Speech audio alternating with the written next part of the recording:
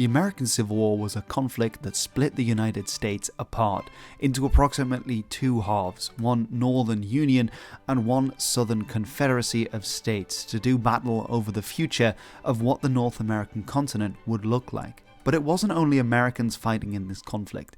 Men and women from many different nations would take part. And in today's episode in this series, we'll look at that most quintessential of American immigrant groups, the Italians. Are you with those other Italians? We're Americans. Says it right there on the paper. A very large proportion of Americans have Italian ancestry to this day. However, most of these would arrive following 1880. That doesn't mean that there weren't already Italians in the Americas by the start of the American Civil War. Following the 1848 revolutions that swept across Europe, many dissidents would escape to the New World, particularly to the United States, including many Italians who were fleeing further persecution in their homeland, which at that point was still split across many different kingdoms and empires. In 1848, the First Italian War of Unification would end in an Italian defeat.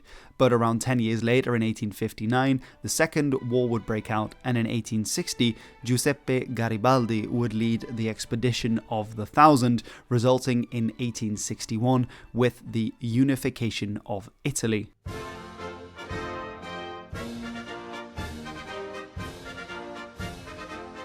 Just about a month later, in April of 1861, Southern troops would fire on Fort Sumter, kicking off the American Civil War.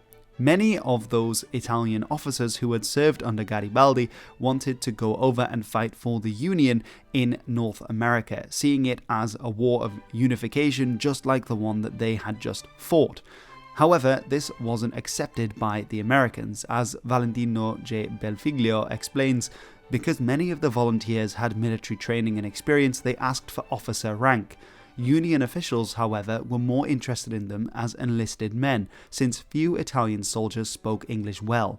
There was a financial deterrent to the recruitment of large numbers of Italians for military service in America. The Union was under an economic strain from the war and could not pay their expenses and wages. Few Italian soldiers of the lower ranks could afford to pay for the trip to America, so this language barrier led to these men being rejected from the Northern Army. However, in 2024, there is no reason for a language barrier to reject you from anything, and that's where today's video sponsor Lingopie comes in. I don't want to be a pie. Because had these officers in the 1860s had Lingopie, they most certainly would have been up to scratch with their English in no time at all. Ooh, what kind of pies? Lingopie is an innovative language learning platform that combines entertainment and education. Unlike other methods which are repetitive and feel like hard work, Lingopie allows you to learn languages by Netflix and chilling. I mean actually chilling.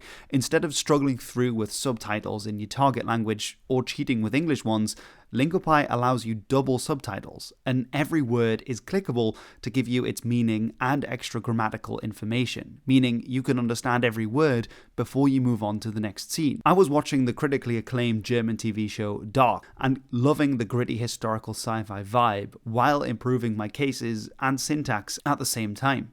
I was already hooked by the show, but with Lingopie, each word learned adds points to your score, so the whole language learning side is gamified to give you that extra incentive to hit your targets. Instead of having to force myself to pick up a textbook, I found that learning languages with Lingopie fit naturally into my daily routine anyway. Personalized flashcards mean that your active lessons are targeting areas you can improve rather than simply rehashing the same material all the time as with other apps. So if you finally want to pursue your goals of learning another language, follow the link in the description below and get on Lingopie today. Not only will you help my channel out by doing so, you'll also get an exclusive discount, making it cheaper for you. So, what's not to like? Get learning. Try Lingopie today. Ooh, that's champion, that is. Despite these language troubles, we do know that a large amount of Italians made it over to North America to fight in the American Civil War. In 1860, there were some 12,000 Italian Americans, and by 1870, 10 years later, there were some 17,000, and many of those who had fought in the American Civil War had likely already gone home at that point as well. We know of some 7,000 individuals who would go on to serve in the Union or Northern Army. Of those, around 200 were officers. that were commanding troops, and some 260 also served in the Union Navy, fighting at sea and on the rivers. Today, most Americans with Italian ancestry come from the northeastern seaboard, particularly areas like New York and Boston. And back in 1861, the Union Army almost had as its commander none other than that famous Italian fighter Giuseppe Garibaldi, to hopefully encourage them to sign up and lead them. However, Garibaldi's reply was characteristically principled. His secretary wrote that he, Garibaldi, said that the only way in which he could render service, as he ardently desired to do, to the cause of the United States was as commander-in-chief of its forces, that he would only go as such, and with the additional contingent power, to be governed by events, of declaring the abolition of slavery, that he would be of little use without the first, and without the second it would appear like a civil war in which the world at large could have little interest or sympathy. In 1862, the United States once again reached out to Garibaldi and said, "I take the liberty of addressing you the present letter, with the view of learning whether it would not enter into our plans to offer us your valiant arm in the contest which we sustain for the liberty and unity of our great republic. Your mission, which would be that of leading our brave soldiers to fight for the same principles to which you have nobly devoted your entire existence." However, when his reply came back, Garibaldi wrote, "Sir, I am a prisoner and dangerously wounded. Consequently, it is not possible for me to dispose of myself. Still, the moment that I have obtained my liberty and that my wounds are healed, I shall seize the first favorable opportunity of satisfying my desire to serve the great American Republic, of which I am a citizen, and which is now fighting for universal liberty." Garibaldi had misjudged Italian politics of the day and had been taken prisoner in La Spezia by the newly established Kingdom of Italy, where he was receiving treatment for a wound he had suffered earlier in the fighting. And he wouldn't actually go over to America, but in 1863, upon hearing of the Emancipation Proclamation, he would write to Lincoln saying, "Posterity will call you the Great Emancipator, a more enviable title than any crown could be, and greater than any merely mundane treasure." However, many Italians would go on to fight, such as in the 39th New York Infantry, which was largely inspired by Garibaldi's example, and would name one of its units the Garibaldi Guard. Unlike many of those Irish units that fought in the American Civil War, which were made up very largely or almost exclusively of Irishmen or the descendants of Irishmen, there weren't actually enough Italians to do quite the same thing at this point in the United States. And so even the Garibaldi Guard was largely made up of non-Italians. There were 3 companies of Germans and Hungarians respectively, a Swiss, French company, and then a Spanish and Portuguese company together, with 1 Italian company as well, meaning that only around 50 out of 350 of the men serving were actually Italians. Nevertheless, the way that they attired themselves was in the form of the bersaglieri, which were these typical Italian troops of the time that Garibaldi had been leading. They also marched under an Italian flag that had the words Dio e Popolo, meaning God and the people, written on it, and the uniforms were inspired by the red shirts that had been worn by Garibaldi's troops in Italy during his campaigns. An important Italian of note is Edward Ferrero, who had been born in Spain to Italian parents but had emigrated to the United States. He would raise and lead the 51st New York Infantry, fighting at various engagements with some distinction. Unfortunately for his reputation, he is remembered for his conduct at the Battle of the Crater during the siege of Vicksburg, in which he was said to be drunk and in a shelter far behind enemy lines, while the troops under his command made an in vain attempt to capture the crater and were beaten back with many losses. An Italian which has been remembered in better terms is Francis Barretto Spinola. At the outset of the war, he would be made a brigadier general and raised a brigade called Spinola's Brigade, which was made up of several units from New York, the 158th, the 132nd, the 163rd, and the 164th New York. He'd also be the first Italian-American to be voted onto the US Congress. Another interesting Italian-American to look at is Luigi Palma di Cesnola, who would, as many others did during this period, anglicize his name to Louis P. di Cesnola.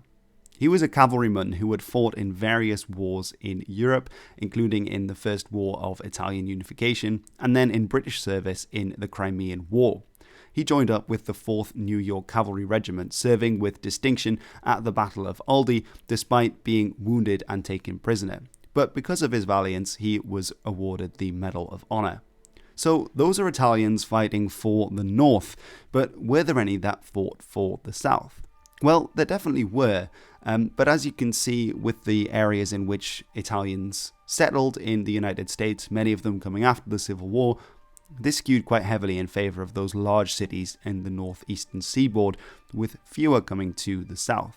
However, that doesn't mean that there weren't Italians who also fought for the south, although these came in less large numbers than the north, and so are quite hard to identify outside of these Italian ethnic units. Because Italian unification and identity was still very much solidifying at this point, many of those who had emigrated earlier to the United States had been put down in the census as being Austrian, French, German, or Swiss, depending on which part of what would become Italy they came from, and some may be identified like this as well. Not everyone was in favour of Italian unification and a separate Italianness at this point in time. So that makes identification a little bit difficult. One example of where this is possible was taken with just a reference to a young George. This was in a letter that was written to a headmaster in the northern United States about a Confederate soldier, but with only the name Young George to go on, it would be impossible to look through all the muster rolls and roll calls looking for an Italian-sounding George. It would be a needle in a haystack. But one researcher, Joseph Cassino, has followed this right the way to the end and found that young George, later in 1880, there was reference in a New York newspaper to Signor George, who, unfortunately for Signor George, was found beheaded. In the police report of the murder, which was written in 1880, it mentioned that he had been born in 1810 in Italy, and that his birth name was Gennaro Giuseppe Carmina Privicario, who would come over to the United States in around the 1820s. Now, the Americans on board the ship that was taking Gennaro Giuseppe over to the United States were unfamiliar with the name Gennaro Giuseppe and decided to rename him George as his surname, and that's the surname that Gennaro Giuseppe decided to take on. So instead of George being a first name, as had first been assumed by the researcher in question, young George would actually be Mr. George Jr., if that makes sense. By 1857, the senior George had become a music teacher in Richmond, Virginia, and one of his students was then Joseph D. George, being young George, as in the son of the senior George who had come over from Italy, i.e. young George. As Joseph Cassino, the researcher in question, has written on this subject, despite the significant military emphasis in his educational preparation, however, Joseph D. George seems to have developed into a somewhat lukewarm Confederate warrior. He enlisted at Camp Talbot near Norfolk, Virginia on August the 13th, 1861, for 1 year in Captain Moore's company, Virginia Light Infantry, attached to the 41st Virginia Infantry. Soon after that, he was reported missing. A little later, George re-enlisted for the war to get the $5 bounty. On March the 25th, 1862, he transferred to the Virginia Norfolk Light Battery. Reported sick in a Richmond hospital in September of 1862, George was then listed as a deserter in November and December of 1862. He was back in Richmond hospitals in February 1863, April 1863, and May 1863, with scabies and acute diarrhea. While still missing again in June 1863, he was taken prisoner in a skirmish at Fayetteville, Pennsylvania on July the 4th, 1863. It appears he may have deserted or had intentionally allowed himself to be captured in order to get himself out of the war. By August the 1st, 1863, he was a prisoner at Fort Delaware, and while there he galvanized and joined the Union Army, perhaps the 3rd Pennsylvania Heavy Artillery, as so many Confederate prisoners there did, although that is not certain. It appears that, according to one source, a Joseph D. George remained in the United States Army after the war, but then deserted from Company A, 1st U.S. Cavalry, on January the 29th, 1870. Other Italians who served in the Confederate Army may have had grudges brought over from Italy. Of course, Garibaldi's campaign had been waged against both foreigners and other Italians alike, even if they didn't necessarily associate themselves as Italians. And so we do see that some of the former opponents of Garibaldi and his men also came over to settle old scores against those Italians fighting in Garibaldi's name. In particular, we're talking about former soldiers of the Kingdom of Two Sicilies who had been taken prisoner by Garibaldi during the Second Italian War of Independence. In particular, some 2,000 of these were released by Garibaldi on the request of his comrade in arms, the Louisiana man Chatham Robodeau Wheat, who had asked, instead of leaving them to rot in Italian prisoners, can I take them over to the United States to go and fight for my state of Louisiana? Now, of course, this is rather interesting because Garibaldi himself was an outspoken supporter of the North, of the Union cause and the American Republic, even almost taking on the role of leading the Union Army. But he still allowed his former comrade to take these men to fight for the other side, to fight for the South, in particular for the state of Louisiana. These 2,000 men would be formed into one of the units that became known as the Louisiana Tigers, being led by Wheat Tigers, which had become quite a famous regiment down the years, or group of regiments, I should say, as this moniker applied to several of them. And these Italians would go on to fight under his command. We find the most Italians in the South serving in regiments from Louisiana, particularly from New Orleans, as this was the biggest entry point of immigrants into the South during this time. One such we find are the 6th Louisiana Infantry Regiment, which had within them the Italian Guards Battalion. These would then also be known as the European Guards Battalion because many people of different nationalities served here. Initially, as with many of these sort of foreign units fighting for the Confederacy, they had signed up on the basis that they would only be serving in their home city or home state, and indeed the European Guards Battalion were largely used for maintaining law and order inside New Orleans and the surrounding area. They would also sometimes become known as the Garibaldi Legion, although the historiography this is a little bit murky, as some of those fighting the Italians inside this regiment obviously did not want to associate with Garibaldi, who was an ardent supporter of the Union, while others did. So the legacy is a little bit complex. They would be also led by an Italian, Joseph G. della Valle, with the Italian Guards serving with several other units such as the French Guards, the Hansa Guards, which likely were from northern Germany, British Guards, the Spanish Legion, the Austrian Company, and the French Regiment. So an interesting mix to be sure. Ella Lon, in her work on foreigners in the Confederacy, writes on the European Brigade that it numbered about 4,500 distributed as follows: 2,500 Frenchmen, 800 Spaniards, 500 Italians, 400 Germans, Dutch and Scandinavians, and 500 Swiss, Belgians, English, Slavonians, and others. Organization was completed by the election of Colonel Paul Judge, yeah, that's definitely how you pronounce that name, as Brigadier General. Before the excitement had died down, 3 European brigades in all had been formed, one exclusively for Frenchmen, the other 2 of Spanish, Italian, German, Dutch, Scandinavian, Belgian, and English citizens. The 3 brigadier generals to command these brigades, whom the Picayune tenderly called the 3 guardsmen of the Crescent City, were selected from among the French residents. Altogether, their numbers amounted to around 10,000 men. The 1st Brigade may not properly be regarded as wholly foreign, as about 2,000 of the 3,000 members were Creoles, and are therefore not counted in the calculation of 10,000. They would go on to fight until the fall of New Orleans to Union troops. Another interesting Italian to mention is Captain A. Moroso, who is noted in a list of other Italians, noted by Valentino J. Belfiglio, writing on Italians in the American Civil War. He notes the highest-ranking officers of Italian birth known to have fought with Confederate army were captains. Captain A. Sylvester Festorazzi commanded Company K of the 21st Alabama Southern Guards, and Captain A. Moroso organized a company of Italian laborers as Company D, 1st Regiment Home Guards, Virginia. Captain Alfred Pico headed as Italian Company with the 19th Virginia Reserve Troops. In 1861, an ambitious project was begun to form a legion composed exclusively of Italians. However, by February 1862, this outfit, called the Garibaldi Legion, had been formed with only one company, containing a full complement of Italian-born officers. The company was commanded by Captain Joseph Santini.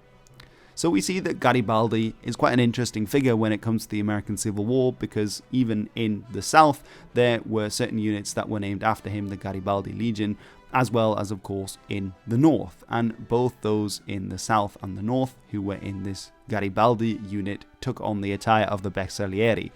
I don't think these ever met. In fact, I'm quite sure that they didn't, but it would have been interesting for sort of Italians peering over the trench dressed in their Bersaglieri finery in, I don't know, Virginia or Pennsylvania, to just see another Bersaglieri but fighting for the other side.